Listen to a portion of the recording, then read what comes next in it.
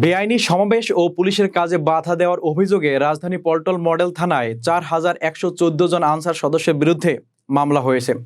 সোমবার পল্টন থানার উপপরিদর্শক সাজ্জাদ হোসেন ভূঁইয়া বাদী হয়ে এ মামলা করেন। মামলায় ১১৪ জনের নাম উল্লেখ করা হয়েছে।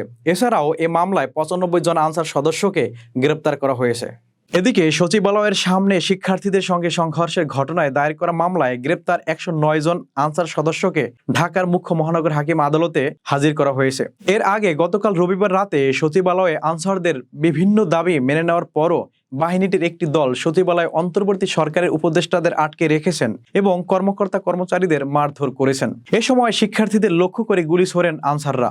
গুলি, লাঠিপেটা ও ধাওয়া পাল্টা ধাওয়ায় অন্তত ৩০ জন শিক্ষার্থী আহত হন। আহতদের ঢাকা মেডিকেল কলেজ হাসপাতালে নেওয়া হয়েছে বলে জানিয়েছেন শিক্ষার্থীরা।